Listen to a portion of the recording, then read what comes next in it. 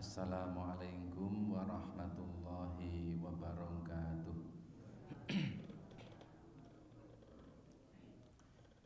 Alhamdulillahi rabbil alamin. Assalatu wassalamu ala asyrafil anbiya'i wal mursalin Sayyidina Muhammadin wa ala alihi wa ashabihi ajma'in, amma ba'd.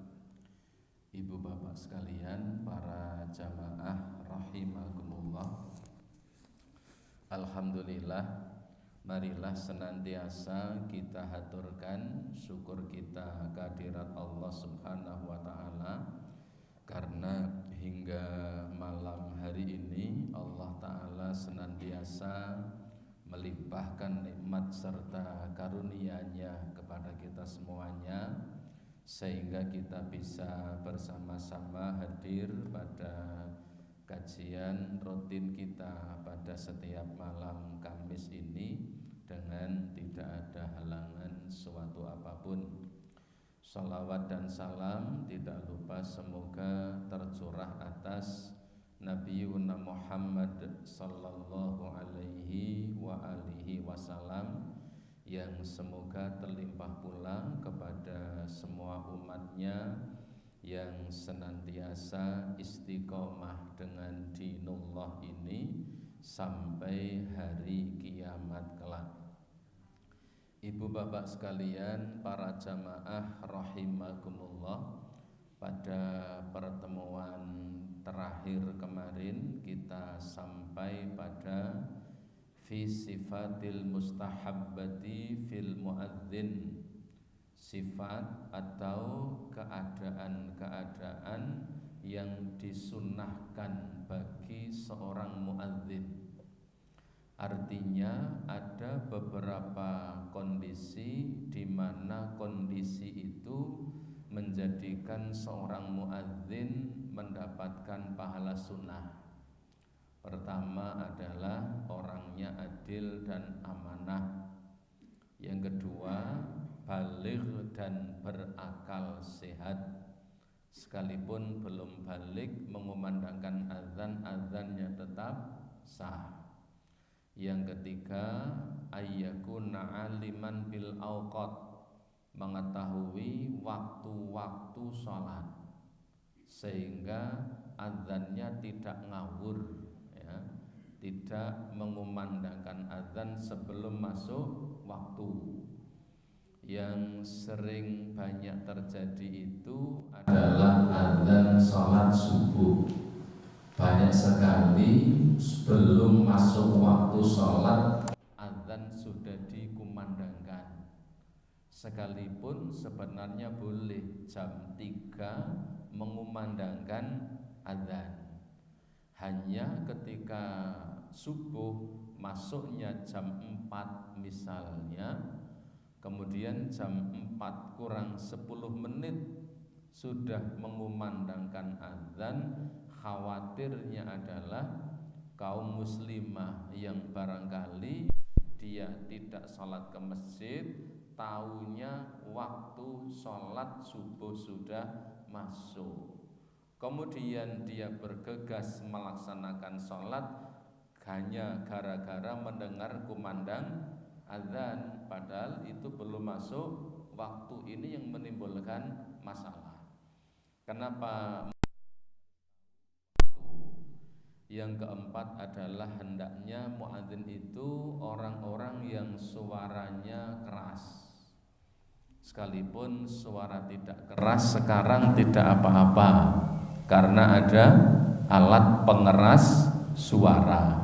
Suaranya tidak keras, tetapi ada alat pengeras, bukan minuman pengeras. Alatnya itu alat untuk mengeraskan suara, mikbarus saut. Kemudian yang kelima, hendaknya mengumandangkan azan itu dalam kondisi suci. Meskipun tidak suci, mengumandangkan azan hukumnya boleh. Bapak-bapak ketika mengumandangkan azan, di tengah-tengah azan tiba-tiba kemudian berhadas, kentut misalnya, bagaimana? haruskah adzannya itu dihentikan atau tetap menyelesaikan adzannya meski berhadas? Pendapat yang masyhur di kalangan para ulama, dia tetap meneruskan adzan.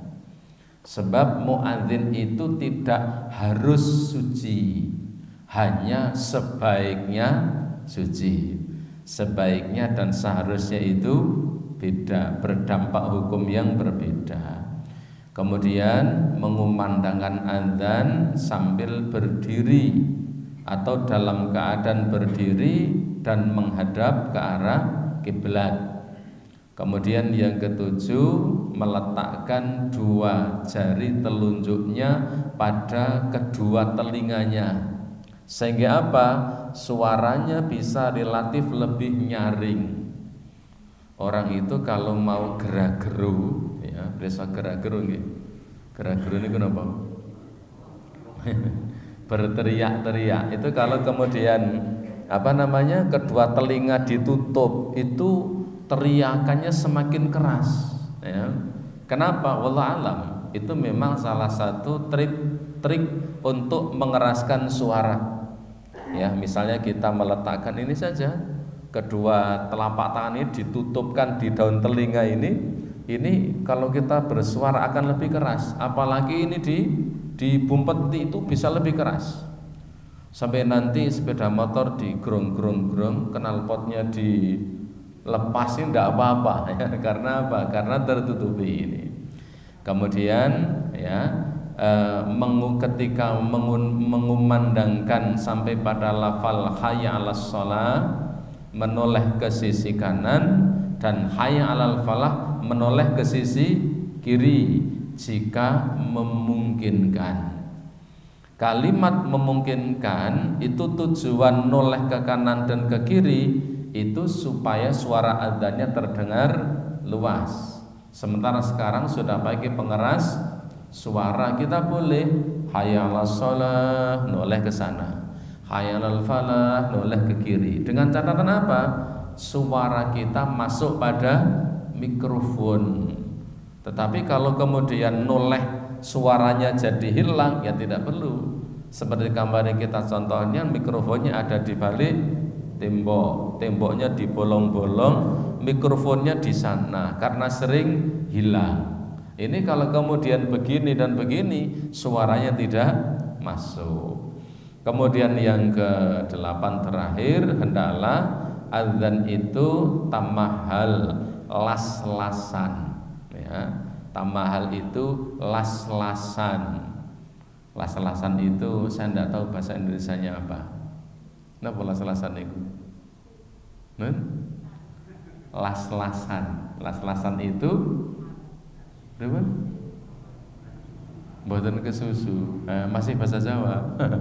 Bahasa Indonesia itu tidak tergesa-gesa. Jadi suaranya itu bisa didengar dan dinikmati. Itu kalau adzan.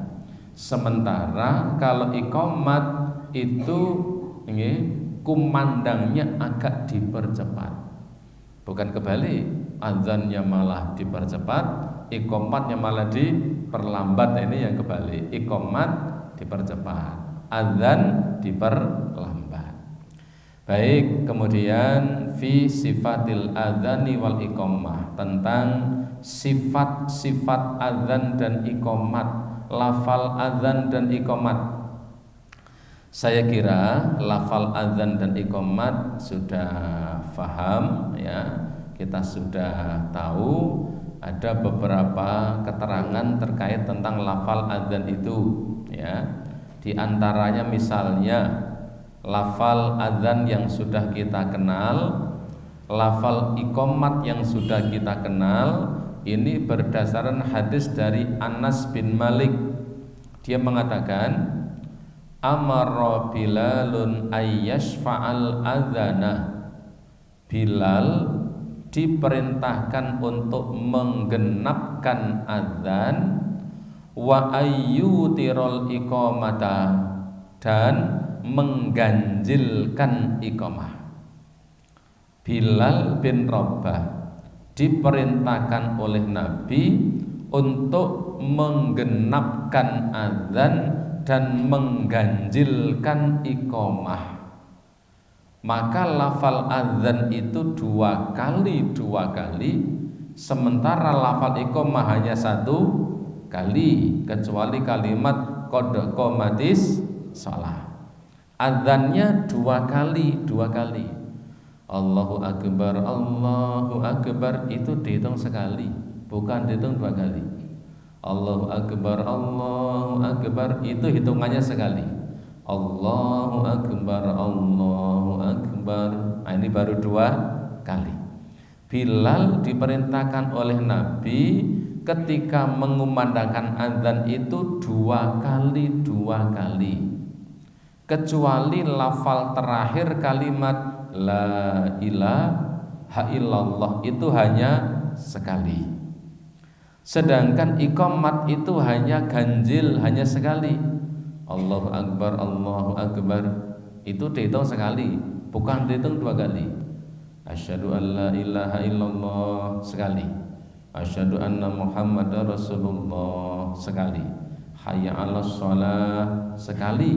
Hayya 'alal falah sekali. Qad qamatis shalah dua kali. Fatakunu kalimatul adzani marrataini.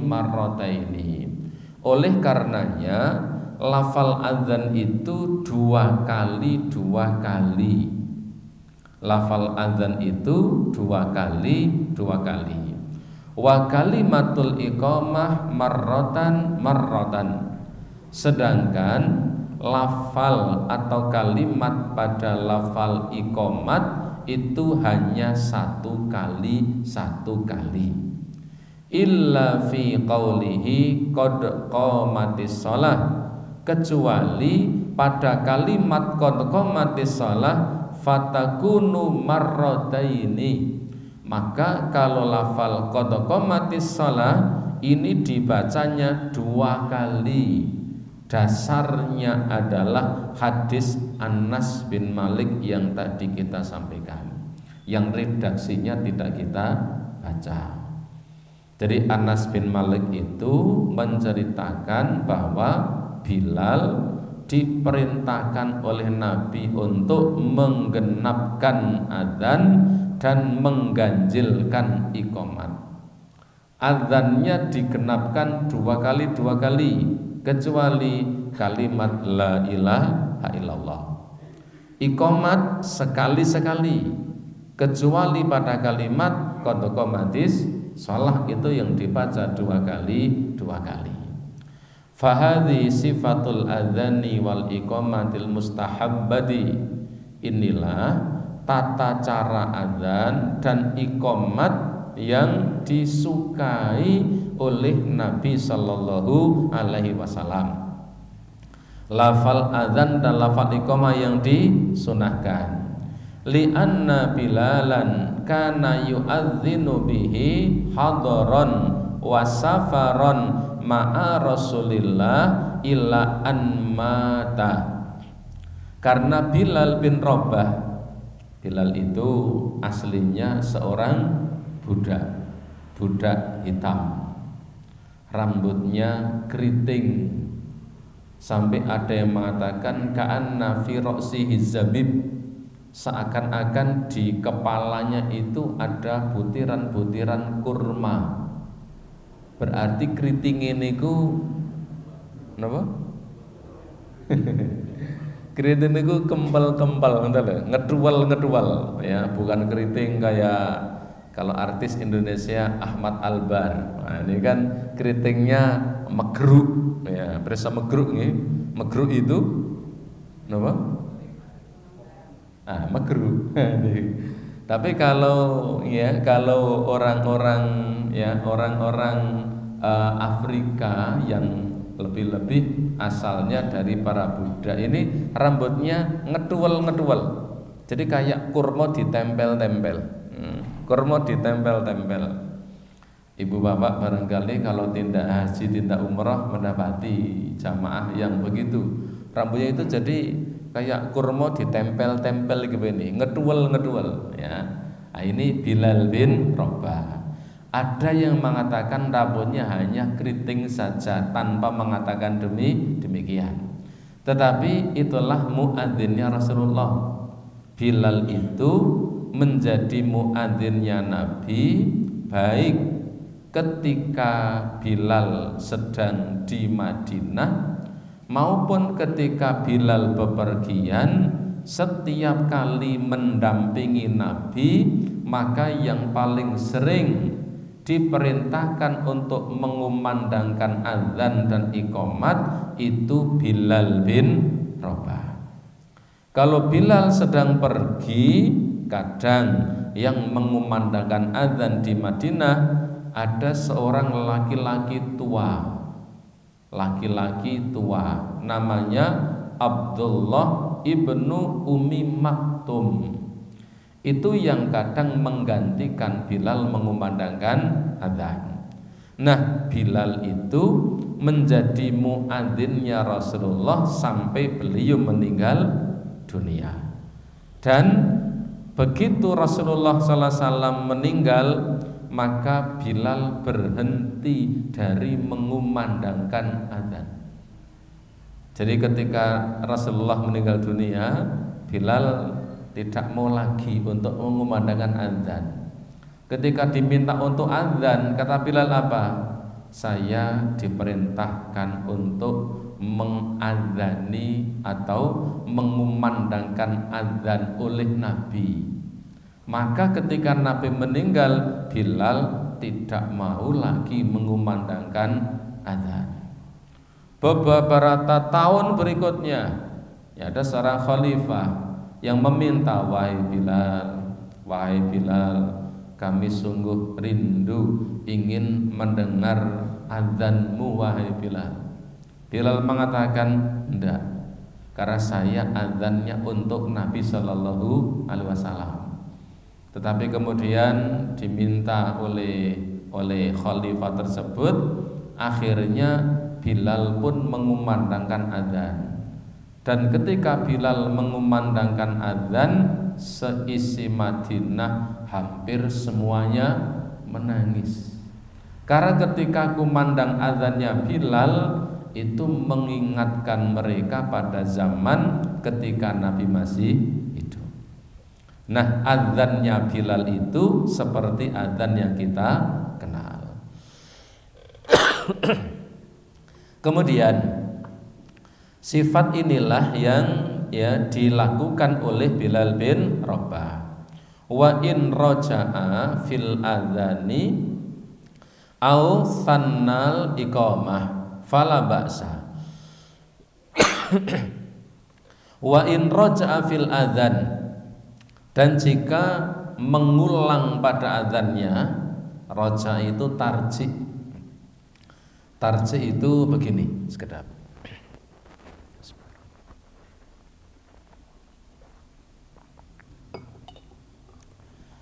Wa in raja'a, jika melakukan tarji. Tarji itu mengulang azan. Yang pertama pelan, yang kedua keras. Itu namanya tarji. Jadi lafal azan yang dua kali itu, lafal yang pertama kali diucap itu dengan suara yang pelan. Suaranya pelan dan nadanya pendek. Itu tarji. Yang kedua suaranya keras dan melafalkannya agak panjang. Ini namanya tarji. Jadi ketika seseorang mengumandangkan azan dengan tarji, itu hukumnya boleh. Jadi lafal pertama Allahu Akbar, Allahu Akbar. Yang kedua keras, ya. Tetapi tarji yang ada di tempat kita bukan pelan suaranya, tetapi pelan lagunya. Ini yang ada tempat kita. Tempat kita kan kalau azan itu Allahu Akbar, Allahu Akbar. Yang pertama biasanya kan suaranya agak pendek, lagunya pendek. Begitu lafal yang kedua biasanya intonasinya semakin mendayu, itu tarjih. Dan ini dikatakan fala ba'sa, hukumnya boleh. Lafal pertama itu ya pendek ataupun perlahan, lafal yang kedua itu dengan suara yang keras. Ini dikatakan di sini fala ba'sa, yang seperti ini boleh, seperti lazimnya adzan di tempat kita. Sebab ibu bapak barangkali kalau ibu bapak nyetel televisi di Jazirah Arab misalnya, di negara-negara Timur Tengah banyak yang adzannya itu leneng-leneng. Lafal pertama dan kedua sama, podo serone, podo lenengi. Allahu Akbar, Allahu Akbar, Allahu Akbar, Allahu Akbar. Asyhadu an la ilaha illallah, asyhadu an la ilaha illallah. Ya, kita dengarnya kok kayak tongkat kan gitu. Tapi ya enggak masalah, enggak apa-apa. Itu lafal adzan. Maka kalau misalnya kemudian di tempat kita ada adzan yang leneng, ya enggak masalah. Itu sah dan boleh-boleh saja. Sekalipun kalau tempat kita itu biasanya lazimnya tarjih tadi, ya. Pendek, yang kedua panjang, ya. Karena memang telinga kita sudah kadung familiar seperti itu. Ketika ada di antara kita biasa adzan tarjih seperti itu, kok kemudian adzan di satu tempat yang biasanya pertama kedua sama panjangnya sama lempengnya, ya. Jadi lagune leneng. Nah, barangkali mereka mendengarnya adzan kok ora penak, kan begitu. Tergantung kebiasaan. Dua-duanya boleh, tidak masalah, ya. Kita tidak usah berkomentar ketika ada lafal yang seperti itu. Li'annahu minal ikhtilafil mubah, yang seperti ini khilaf yang diperbolehkan. Karena kita lihat adzan di Masjidil Nabawi dan di Masjidil Haram juga dengan lafal yang mendayu-dayu, ya, lafal mendayu-dayu. Hanya memang kalau dialeknya itu tidak seperti yang kita dengar, menjadi sesuatu yang janggal. Contoh, ketika kita mendengar adzannya lagunya pakai langgam Jawa, itu kan jadi kok piye gitu loh, ya. Padahal boleh ndak itu, ndak masalah, ya. Hanya piye kan itu, ya, ndak nyaman. Coba, ya, misalnya kalau kita adzan kok pakai lagu gundul-gundul pacul kan juga ndak nyaman juga. Allah misalnya kan jadi tidak enak juga. Jadi itu tergantung memang kebiasaan. Selama lafalnya itu, ya, betul, lafalnya itu tidak salah. Ini masuk dalam kerangka khilaf. Wa yastahibu ayyakula fil adzani subhi ba'da hayya 'alal falah as-shalatu khairum minan naum. Dan termasuk bagian dari sunnah. Jadi termasuk bagian dari sunnah yaitu mengucapkan pada adzan subuh setelah lafal hayya 'alal falah, kemudian ada lafal as-shalatu khairum minan naum. Itu termasuk bagian dari sunnah. Ini disebutkan, ya, yang dinamakan dengan istilah taswib, ya, istilahnya taswib. Dan ini dalilnya adalah sahih, sebagaimana diriwayatkan itu di dalam riwayat Nasai dan dalam sunan An-Nasai, sebagaimana disebutkan dalam hadis, ya. Qala lahu, ya, lamma rawa Abu Mahdhurah, sebagaimana diriwayatkan oleh Abu Mahdhurah bahwa Rasulullah sallallahu alaihi wasallam bersabda, in kana fi adzanis subhi, kalau pada adzan subuh maka kamu bisa mengucapkan as-salatu khairum minan naum. Artinya apa? Salat itu lebih baik daripada tidur. Kita yang sudah kadung bangun tidak usah menggerutu. Ada adzan as-salatu khairum minan naum. Ya, salat kilo ape timbang turu ngece nyongke wis tangi, ndak usah ya. Jadi ndak usah otak-atik gathuk menggerutu itu ndak usah. Nah, itu lafal. Ketika mengucapkan seperti ini boleh, itu bagian dari sunnah. Ini ada dalam Sunan Nasai. Syalbani dalam kitabnya mensahihkan hadis ini. Tetapi seandainya tidak mengucapkannya juga tidak apa-apa dan tidak perlu alasan. Sampeyan kok gerinan salai sing adzan ora gelem muni as-salatu khairum minan naum, salat ki luwih apik timbang turu, maka saya menjadi an-naumu khairum minas shalah. Nah, itu tidur berarti lebih baik daripada salat. Ya, tidak usah. Tidak usah diotak-atik, apa namanya bahasa Jawa itu? Otak-atik gathuk, tidak perlu. Ini salah satu bagian dari sunnah. Mengucapkan as-salatu khairum minan naum. Hanya seandainya tidak melafalkannya pun juga tidak apa-apa. Kita terbiasa dengan rahabatus sudur, dengan jiwa yang lapang menerima perbedaan. Jadi dengan lafal as-salatu khairum minan naum itu baik, bagian dari sunnah. Tidak melafalkannya, adzannya tetap sah. Kemudian yang kelima, yang terakhir, ma yaquluhu sami'al muadzana, ma yaqulahu sami'ul adzan wa ma yad'u bihi ba'dah. Apa yang diucapkan oleh orang yang mendengar adzan, lalu doa apa yang diucapkan setelahnya. Dikatakan yustahabbu liman sami'al adzana ayyakula mithla ma yaqulul muadzin. Disunahkan bagi siapa yang mendengar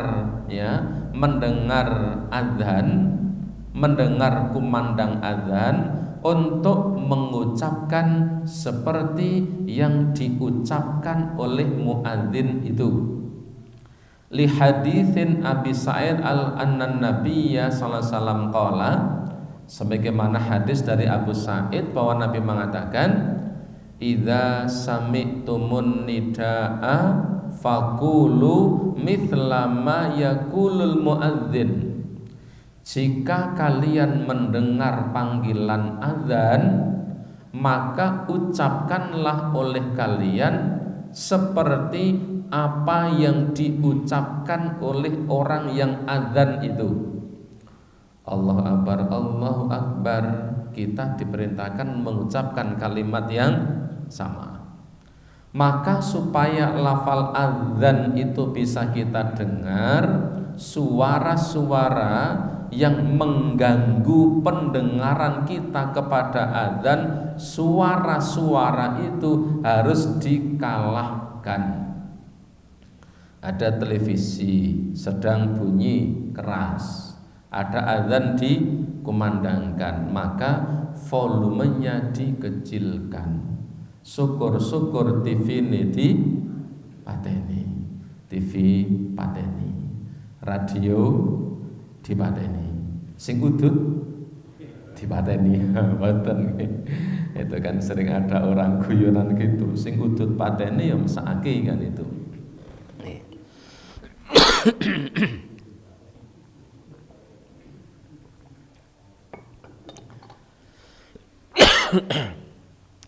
Jadi sebentar.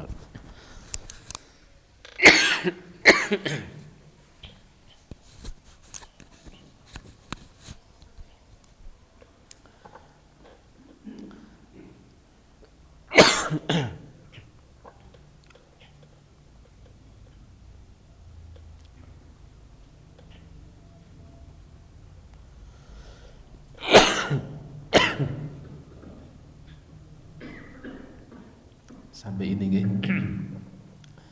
Fakulu mithla ma yakulul muadzin.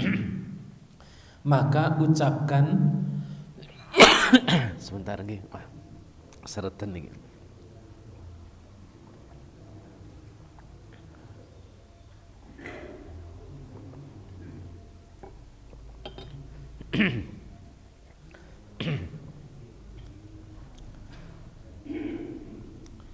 Fakulu mithla ma yakulul muadzin. Maka ucapkan seperti apa yang diucapkan oleh orang yang azan. Illa fi hayalataini. Kecuali pada lafal dua hayya. Dua hayya ala itu artinya ada hayya ala sholat dan hayya alal falah. Fayusra'u li sam'il adzan, maka disyariatkan bagi yang mendengar lafal itu untuk mengucapkan la haula wala quwata illa billah. Ini pengecualian. Jadi Nabi mengatakan begitu. Kalau kalian mendengar azan, maka ucapkan seperti apa yang diucapkan oleh orang yang azan itu. Kecuali pada dua lafal hayya ala sholah dan hayya alal falah. Ketika mendengar kalimat itu, maka ucapkanlah la haula wala quwata illa billah. Aqaba qaulu hayya 'alas shalah wa kadza hayya 'alal falah li haditsin am Umar bin Khattab radhiyallahu anhu fi dzalik. Ini ada hadis yang lain yang menjelaskan terkait tentang itu.